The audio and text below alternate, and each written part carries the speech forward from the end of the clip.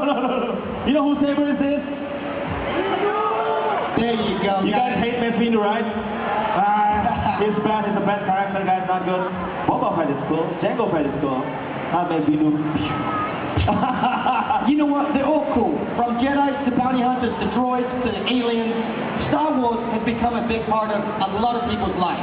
Yes. And the thing is, it came from one man, George Lucas. Oh, yes. George Lucas. Exactly. So the storytelling that he was able to give us, you see just from everybody around here, everybody in the armor, the costumes, the 501st, the Order 66, the Mandalorian merch, the tinted helmet, everybody loves Star Wars. And I'm so grateful for you guys to be here. Thank you so much. Thank you. Thank you so much. So how is it like working with George Lucas? George Lucas was awesome. And I have a tip. You know, Okay. when I got to work on Star Wars, I had no clue who George Lucas was. Really? Yeah, I just knew that he never shaved. He always wore the same clothes almost. And his shoes, Wait, the same clothes? well, he would always wear jeans and a plaid shirt. Okay. So I always wondered how rich George Lucas was, because he never changed his clothes. Right. His shoes, they were older than my shoes. He wore the same shoes over and over and over. But because once you wear a pair of shoes in, they become the most comfy pair of shoes you own. Okay. And that's how you always wear those ones. Yeah. But I went to George Lucas's Star Wars ranch, and this will tell you how much this guy owns. I asked George, how much of this do you own? Meaning, how much of the land do you own? He says to me, I own everything your eye can see and more. So how was there at the George Lucas Star Wars ranch? How was there? It was awesome. What was the best part of it? You know, I think staying at the ranch, being able to live there for a month, was awesome. Because I got to stay with my mom and my little sister. Yeah. And being the youngest kid in Star Wars at the time, I got to get given every toy that they had made in the past history of Star Wars. Whoa, no. Yeah, so get this, it gets even better. So my little sister is about 9, almost 10 years younger than me. Okay. I love her. I spoil her. I take her all over the world. Anything she needs, anything she wants, I give her. Well, I didn't give her my Star Wars toys.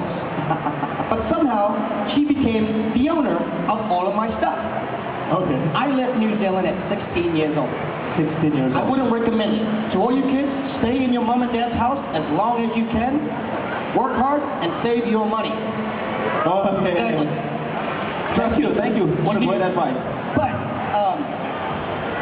I left New Zealand and I moved by myself to the United States at 16 years old. 16 years old. 16. You moved alone? Yeah. Oh man. Which was very, very hard. I don't know what made me think to do it, but I did it. And it's actually worked out pretty well. What year was that? 2003 or 4. Yeah, 2004, I think. I've been in the United States 14 years. Okay. So, I get a call from my little sister. Oh my God, I played with this toy of yours. It's awesome. It's like Christmas every day for me. What do you mean? I said to her. She said, well, all your toys you never opened, I'm opening them all. No way. I'm not lying. So my mother never realized the value, being from New Zealand, of the toys. Yeah. Even open, some of them would have still been worth a lot of money. Yeah. She threw them away. Exactly. She threw it away? Well, once they would lose a toy, or lose a bit of the toy, or my sister would break one, or the box was open, She'll throw it away. Threw them all away. I have no more toys of Star Wars. I went from the kid with the biggest Star Wars collection to the kid who has nothing now. And are you still collecting Star Wars? Yeah, mainly Boba Fett stuff, because I love the character now. But I had every single lightsaber from Master Replica. They no longer make them anymore. She left the batteries, my mother left the batteries inside of all the lightsabers, and they corroded the whole entire inside of the lightsaber, so they never turn back on. Yeah. Right? It's like, Because the battery stays inside. I should have traveled to America with my toys. I would have probably been able to be retired by now. But yeah, every week they would send me 3 boxes about this big. Every week? Every week. Of all of the Boba Fett or all of Star Wars? All Star Wars. From episode 4 to episode 1. Because they hadn't yet started producing episode 2 toys. Can you tell them to send it to my house? Oh, no. I think we're both going to have to go through the dump in New Zealand and try and find those things again. Because that's the thing. There's always that saying. One man's trash is another man's treasure.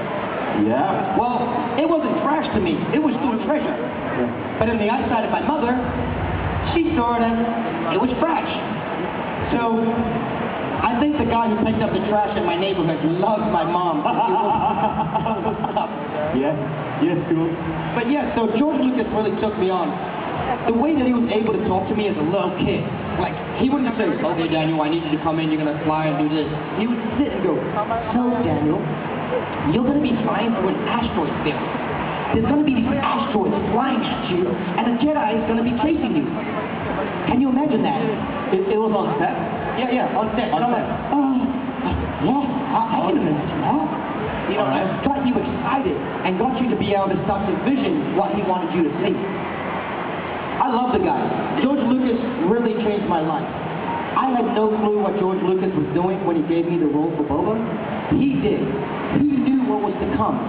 And like I said, I pray to God and I pray to George Lucas as my second God. I say, God, please let George Lucas think of me and please continue allowing me to be blessed. Our Godfather. And then I pray to George, please George, let God please think of me and let him think of me thinking of you and please pray me and bless me some more. So I have 2 prayers now to both of them. But George Lucas is like a God of mine. Same. We do. When you can change someone's life like the way he's changed mine, it's been very humbling and it's a big honor. I grew up where my mother raised 6 of us on her own. And 6 of you? Yeah, 6 kids. 6 kids? Yeah. I have 2 brothers and 3 sisters. You're in the middle. Yeah, it goes boy, girl, boy, girl, boy, girl. I don't know how she planned it out that way. You're the third. I'm second youngest. The second youngest, okay. So they thought you're second youngest, now you have to work the hardest to take care of us all. So, What was that? I don't know, pretty excited.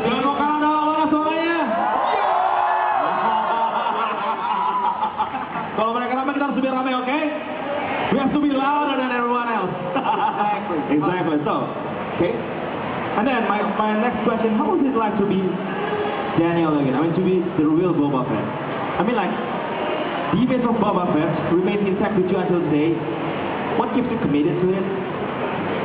I think the thing that keeps me committed is that I realize where I came from. I had really low possibilities of benefiting or having success in New Zealand. But the fact is, this character like Boba Fett really changed my life. He gave me not only an opportunity to travel the world, but he allowed me to take care of my family that was never able to be taken care of like that ever. Okay, got it. And I hope to all you kids, work hard at school, get a good job, and take care of your mom and dad, okay? Yeah, that's the most important thing. Exactly. Family comes first. Always take care of your family. Yeah. So, for me, I started working very hard at a young age, where Boba Fett became very much part of my life without me even realizing it. Just through the travels of the world, being able to be an ambassador for the kids, being able to say, when I walk into a place, hey, I was Boba Fett in Star Wars, and all of a sudden you're getting better treatment. And it just became part of you, more than I realized. You hear the sound? Something is coming up. I feel it. I feel a presence in the force.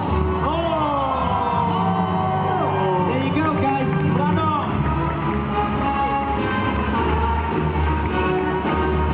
Boba Fett and Boba Fett. Exactly. So, I met Jeremy Bullock. He played the original Boba Fett, right? The first one. The first one. Yeah.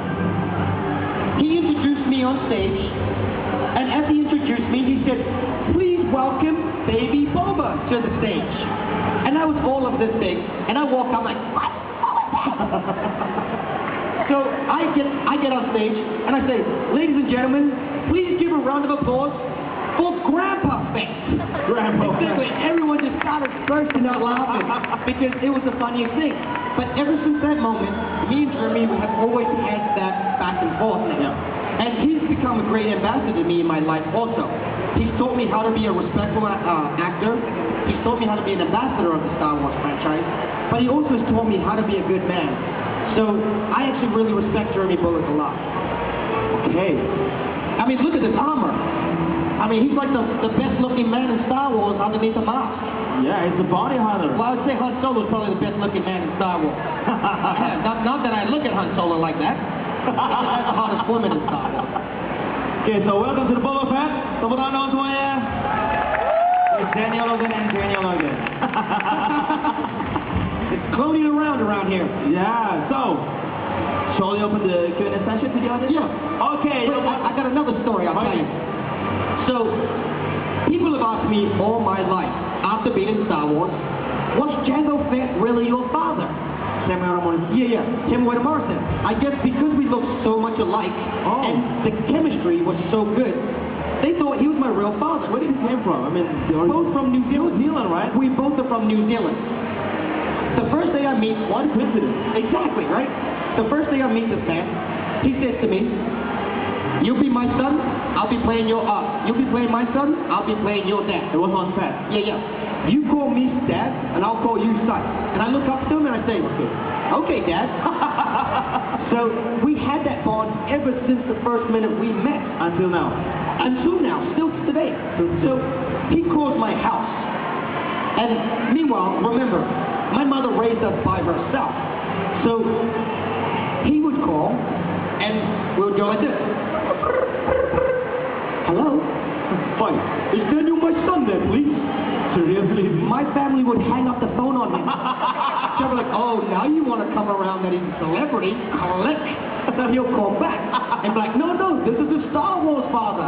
And because he was already very famous, my family was like, oh, I'm so sorry, Mr. Tim Wade Morrison. I'm so sorry. 1 second, and he was right here. And they'll, oh, call me over. And I'd be like, hey, Dad, what's up? So my brother and sister started getting jealous because I finally got a father. Your Star Wars father. Star Wars father. Your Star Wars father. Exactly. Okay. But I really love the guy. So everyone would always ask, why you in good shape as a little baby Boba? Yeah. And I would always reply to people, well, the thing was is, when I got onto the studio, they gave me a Hollywood room with, the star you see on the movie, star with my name on it. And I thought I made the big time. I walk in the room, there's a chair, a couch, a table, and a little place to hang my clothes. Okay. I'm sitting here thinking, man, I made the big time. This is it. And he was in Hollywood. You thought it was your room. No, it was my room. It was your room. I go over to Jango Fett's room. He's got a suite. He's got lazy boy couches. He's got TVs, radio, a refrigerator full of drinks. Your fancy gadget. Yeah, I saw where I really sat in the star of Hollywood at that point. So I figured as a little kid, I was pretty smart. I'm going to use him in order to be able to get the extra perks, like a comfy couch, a nice TV to watch, and, his soda in his fridge. Well, I didn't realize, but he was using me at the same time. The armor that he had was so heavy that when he laid into those very nice comfy couches, he wasn't able to get back up. Okay. So he would have me grab him and lift him out. Well, on one of our last scenes together, I got sick and tired of lifting him up out of the couch. So they called me on the set first. So I went on set, started doing my thing. Well, he needed to be called on too. So they asked, do you know where Jango Fett? Meanwhile, they were already calling him because there's speakers in all of our rooms. Hey, Jango Fett, Studio 2. Jango Fett, Studio 2. So they're calling him. He can hear it. He's like, was that heavy? Yeah, it was that heavy. They actually made it out of, they cut it straight from steel plate. So, I knew where he was, but I just wanted him to suffer a little more. And get in a little bit of trouble. So, I told him I had no clue where he was. So about after 20 minutes, I said, well, why don't you go and check his room? So they went and they checked his room, and there he was, complaining. He's like, I'm going to kill that boy. Where is he? Where was that boy? And I laughed at the day. It was 20 minutes later. Exactly. 20 minutes, he was struggling. I mean, you can imagine if he would have rolled onto the ground, how hard it would have been to stand up. So, yeah, the sacrifices of wearing something as beautiful as this. Alright, tepuk tangan dong. Thank you so much.